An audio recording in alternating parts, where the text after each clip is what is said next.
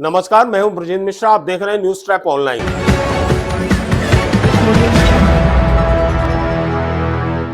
News track की खबर का एक और बड़ा असर हुआ है। आधारताल तहसील के घपले और घोटालों के लिए मास्टरमाइंड माने जाने वाले बाबू मिलन बरकड़े को हटा दिया गया है। कलेक्टर दीपक सक्सेना ने इस बाबू को कलेक्ट्रेट में अटैच कर दिया है। आप जानते हैं कि इस बाबू ने किस तरह के क्रियाकलाप किए हैं आधारताल तहसील में। और सबसे जो विवादित मामला था, जिसको हमने बहुत प्रमुखता से उठाया था, ग्राम हिरोतिया का, कि नागपुर का एक डॉक्टर फर्जी वसीयत बनाकर जबलपुर की प्रॉपर्टी हड़प लेता है और वो प्रॉपर्टी बेच दी जाती है। फर्जी वसीयत से फर्जी नामांतरण और ये सब कराने वाला यही बाबू है, मिलन बरकड़े, जिससे हमने 1-to-1 बातचीत की थी और इसकी बोलती बंद हो गई थी। भाई जो अधिकारी बोलेगा, हमें क्या मालूम कि सुनील लाया है कि पीपरे लाया है कि किसने लाया है। अरे अधिकारी बोलेगा तो ठीक है, लेकिन फिर अधिकारी के आईडी से काम क्यों नहीं हुआ? दूसरे तहसीलदार की आईडी क्यों यूज की? दस्तखत किए हैं और जिनने दूसरे टोकन लगाया उनसे पूछो, मैं क्या बता दूं। ऑर्डर शीट आपने लिखी, क्या ये उचित है? अधिकारी बोलेगा तो लिखेंगे। अधिकारी क्या करते हैं फिर? अधिकारी दस्तखत करते हैं।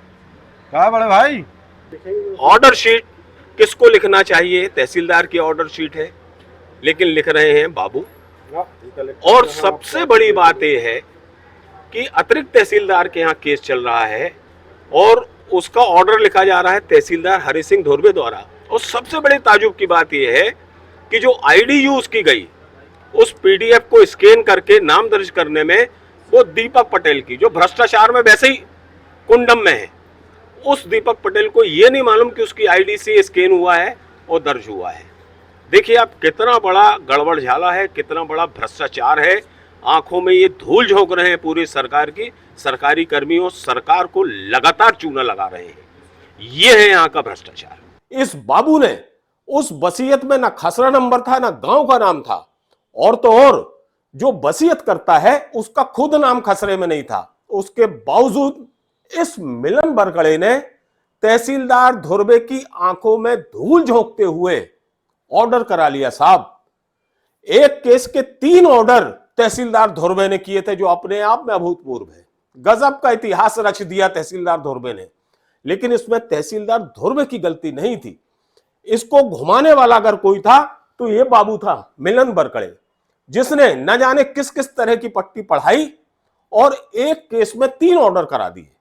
तहसीलदार धुर्वे ने पहले नामांतरण कर दिया, उसके बाद आपत्ति आई, धारा 32 के तहत वही नामांतरण खारिज कर दिया गया, और फिर तीसरी बार न जाने क्या इस मिलन बरकड़े ने तहसीलदार धुर्वे को पट्टी पढ़ाई कि उसने तीसरी बार में फिर आदेश कर दिया।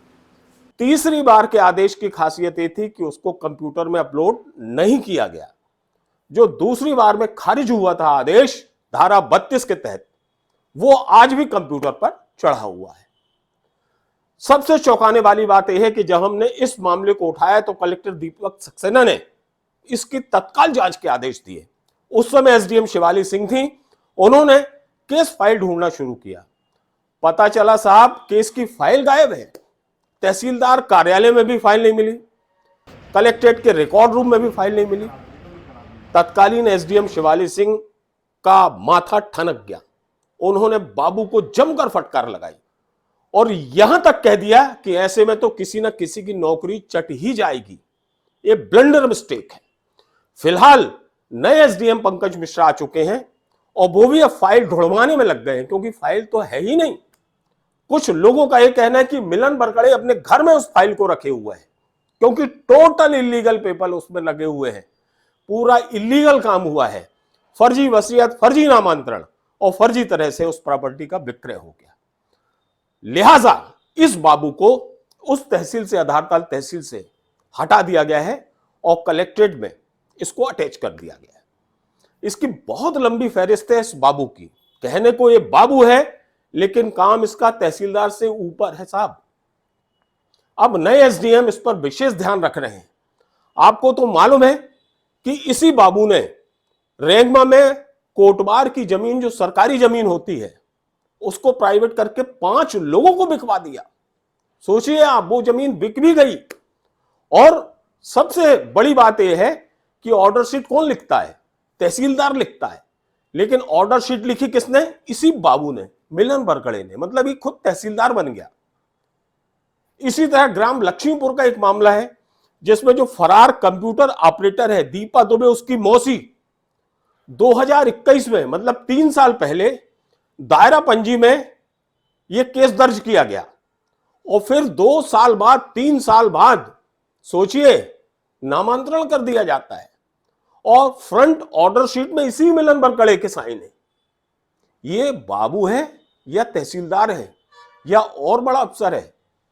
ये पूरी आधारताल तहसील को अपनी उंगलियों पर घुमा रहा है। ऐसा लग रहा है कि पूरे नियम कायदे अपनी जेब में रखे हुए हैं। नामांतरण का तो प्रोविजन है कि 45 दिन या अधिकतम 3 महीने के भीतर नामांतरण की प्रक्रिया पूर्ण कर ली जाती है। या तो नामांतरण हो जाता है या खारिज हो जाता है। लेकिन इस केस में ग्राम लक्ष्मीपुर, जहां का पटवारी सुनील विश्वकर्मा, जो भी बहुत बड़ी चर्चाओं में है और विवादों में है, सोचिए वहां पे 2 साल 3 साल बाद नाम दर्ज किया जा रहा, वो भी दायरा पंजी के आधार पर। फिलहाल इस बाबू के हटने से पूरी तहसील में जो ईमानदार लोग हैं वो बहुत खुश हैं। अब उन्हें लग रहा है कि जिस तरह की बेईमानी, धांधली, घपला और घोटाला ये नीचे की टेबल से शुरू होता था, अब कहीं ना कहीं उस पर अंकुश लगेगा। लेकिन बात फिर वही जो फाइल की है, जो फाइल नदारत हो गई है, महत्वपूर्ण फाइल, सरकारी दस्तावेज वाली फाइल, ना तहसील ऑफिस में ना कलेक्ट्रेट के रिकॉर्ड रूम में, उस फाइल को लेकर भी कलेक्टर बहुत गंभीर हैं।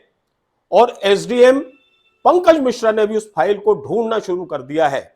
और यह माना जा रहा है कि यदि वो फाइल नहीं मिलती है तो न केवल पूरे वो नामांतरण की प्रक्रिया निरस्त होने की कगार पर आ जाएगी, बल्कि इस मामले में हो सकता है कि इसी बाबू मिलन बरकड़े के खिलाफ एफआईआर भी दर्ज कराई जाए। फिलहाल आगे का अपडेट जो होगा हम आपको जरूर बताएंगे।